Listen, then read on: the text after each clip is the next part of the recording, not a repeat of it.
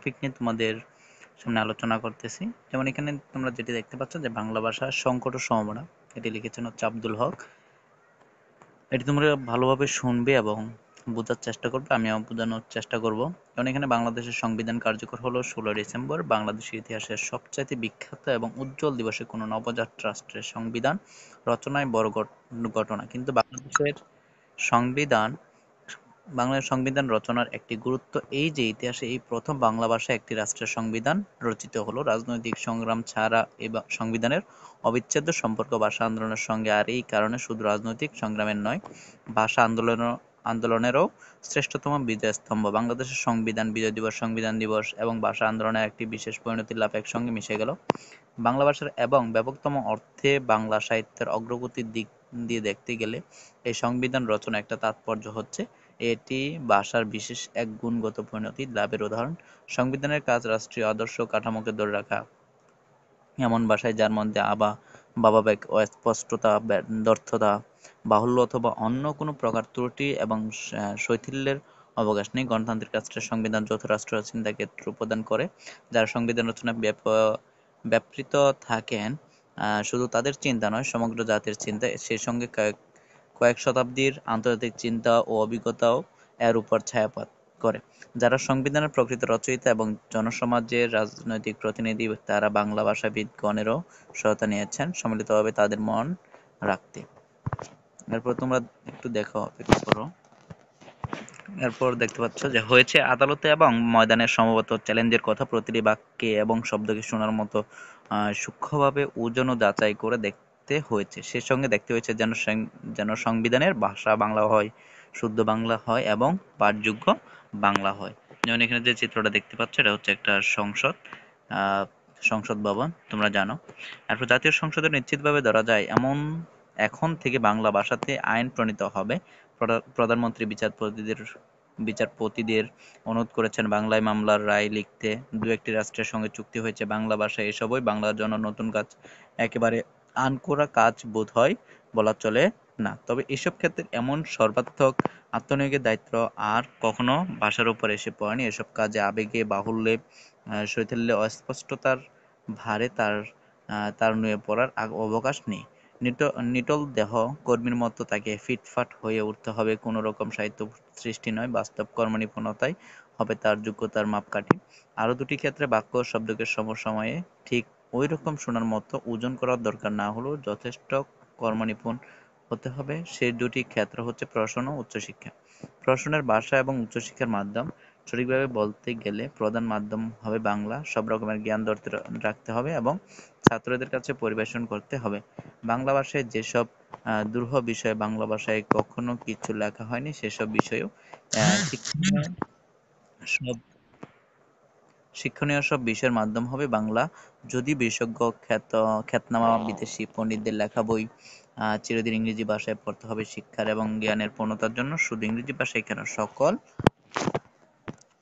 সকল ভাষায় দুরূহ বিষয়কে প্রকাশ করার ক্ষমতা বাংলা ভাষার আছে, এ পরিচয় 19 শতক থেকে কম বেশি পাওয়া যাচ্ছে। সংবিধান, আইন এবং মামলায় রায়, প্রশাসনিক চিঠিপত্র এবং সরকারি আধা সরকারি সংস্থানসমূহের ব্যবস্থাপনা ও প্রতিবেদন, বিশ্ববিদ্যালয়ের শিক্ষণীয় বিচিত্র প্রকার, বিজ্ঞান ও অন্যান্য বিষয় সংক্রান্ত গ্রন্থ, যুক্তিবিদ্যা এবং অন্যান্য বাস্তব কাজের বিষয় সংক্রান্ত প্রকাশ শোনা সাহিত্য নয়, কিন্তু এরা সকলে মিলে ভাষায় প্রকাশ করছে।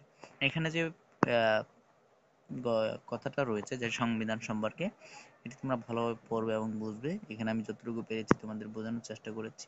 তারপর দেখো এখানে তোমাদের শব্দার্থ রয়েছে, শব্দার্থগুলো একটু পড়ে নেবে। যেমন অবিচ্ছেদ্য অথবা পৃথক করা যায় না এমন, আনকর অর্থ নতুন, কর্মনিপুণ অর্থ হচ্ছে কাজে দক্ষ, চ্যালেঞ্জ অর্থ হচ্ছে বাধা, ছায়াপথ অর্থ হচ্ছে প্রতিফলন, নবজাত অর্থ নতুন, জন্মপ্রাপ্ত, যার এরপর হচ্ছে দ্রুত অর্থটা হচ্ছে যার অর্থ দুই রকম, রাষ্ট্র চিন্তা অর্থ হচ্ছে রাষ্ট্র সংক্রান্ত চিন্তা, শৈথিল্য অর্থ হচ্ছে শিথিলতা। এরপর দেখো প্রিয় শিক্ষার্থীরা, যে এখানে বলা হয়েছে যে এটি পড়ে আমরা কি বুঝতে পারলাম সেটি সম্বন্ধে এখানে আমাদের দুইটি প্রশ্ন করা হয়েছে, দুইটি প্রশ্ন উত্তর দেওয়ার চেষ্টা করব। যেমন এখানে বলা হচ্ছে 16 ডিসেম্বর তারিখটি কোন দুটি কারণে লেখকের কাছে গুরুত্বপূর্ণ। 16 ডিসেম্বর তারিখটি এই জন্য লেখকের কাছে গুরুত্বপূর্ণ কারণ হচ্ছে বাংলাদেশ 1947 সালের পর থেকে মানুষ বিভিন্নভাবে নির্যাতিত, অত্যাচারিত মানুষের ঘরবাড়ি পুড়িয়ে দেওয়া থেকে শুরু করে যত ধরনের নির্যাতন আছে বাঙালির উপর এগুলো চালানো হয়েছে। এমনকি বাঙালিরা বিভিন্নভাবে তারা শোষিত হয়েছে পাকিস্তানিদের কাছে। তো এরকম করতে করতে 1952 সালে ভাষা আন্দোলন হলো, তারপরে 1966 সালে 6 দফা আন্দোলন হলো, 1969 সালে গণ অভ্যুত্থান হলো এবং 1971 সালে অবশেষে মুক্তিযুদ্ধ হলো। দীর্ঘ 9 মাসের যে দেশটি যুদ্ধের সাথে 30 লক্ষ শহীদের বিনিময়ে আহ, দেশটি স্বাধীন সার্বভৌমত্ব পেয়েছে। তো সেখানে দীর্ঘ 9 মাস করে যুদ্ধ করে যেহেতু দেশটিকে স্বাধীন করেছে, সেই 16ই ডিসেম্বরে, এই জন্যই লেখক 16 ডিসেম্বর তারিখটি দুটি কারণে লেখকের কাছে গুরুত্বপূর্ণ মনে হয়েছে। এই জন্য কারণ এই দেশটি স্বাধীনতা রক্ষার জন্য অনেক কষ্ট করতে হয়েছে, অনেক পরিশ্রম করতে হয়েছে। এই জন্যই লেখকের কাছে 16 ডিসেম্বর তারিখটি অনেক গুরুত্বপূর্ণ। আশা করি তোমরা বুঝতে পেরেছ। এরপর দ্বিতীয় যে প্রশ্নটি রয়েছে যে বাংলা ভাষায় সংবিধান রচনার ব্যাপারটি লেখকের কাছে গুরুত্বপূর্ণ কেন? কারণ হচ্ছে বাংলা ভাষার সংবিধান রচনা ব্যাপারটি লেখকের কাছে এতটাই গুরুত্বপূর্ণ কারণ হচ্ছে এই যে সংবিধান, আমাদের বাংলাদেশের যে সংবিধান, আমাদের মাতৃভাষা বাংলা, রাষ্ট্রভাষা বাংলা, আমাদের আহ, আমরা যে ভাষায় কথা বলি সেটিও কিন্তু বাংলা। এই জন্যই লেখক সবকিছু বিবেচনা করে তিনি যে কোনো কথা লেখা, হ্যাঁ, সেগুলো সংবিধান রচনার যে কোনো ক্ষেত্রে সেটা বাংলা ভাষায় লেখার কথা বলেছেন। এই জন্যই তার কাছে গুরুত্বপূর্ণ মনে হয়েছে কারণ আমরা যে ভাষাতেই কথা বলি না কেন বাংলা ভাষা হচ্ছে আমাদের মায়ের ভাষা। বাংলা ভাষা ছাড়া আমরা যদি অন্য কোনো ভাষায় কথা বলতে চাই তাহলে সেটাতে আমাদের মনের ভাব পুরো সম্পূর্ণরূপে প্রকাশ পাবে না। তাই আমাদের বাংলা ভাষাই, যেহেতু আমাদের মায়ের ভাষা, এটি আমাদের জন্য অনেক সহজ, অনেক বুঝতে সুবিধা হয়, এটি আমাদের মনের ভাব প্রকাশ করতে সম্পূর্ণভাবে সহজ হয়। এজন্যই লেখকের কাছে মনে হয়েছে যে বাংলা ভাষার সংবিধান রচনা ব্যাপারটি গুরুত্বপূর্ণ। আহ, বন্ধুরা, আহ, শিক্ষার্থীরা, আশা করি তোমরা এই দুটি প্রশ্ন উত্তর পেয়েছো। এরকম এই প্রশ্নগুলো যদি না বুঝে থাকো তাহলে অবশ্যই আমাকে কমেন্ট বক্সে জানাতে পারো। যদি তোমরা আহ, বুঝে থাকো তাহলে তো ভালোই, আর যদি তবু কোনো সমস্যা থাকে আমার সাথে যোগাযোগ করতে পারো। এরকম নতুন নতুন ভিডিও পেতে অবশ্যই আমার চ্যানেলটি তোমরা সাবস্ক্রাইব করে রাখবে এবং লাইক কমেন্ট করতে কিন্তু ভুলবে না।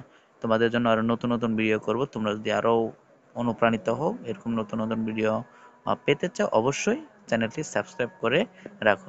ধন্যবাদ তোমাদের প্রিয় শিক্ষার্থী।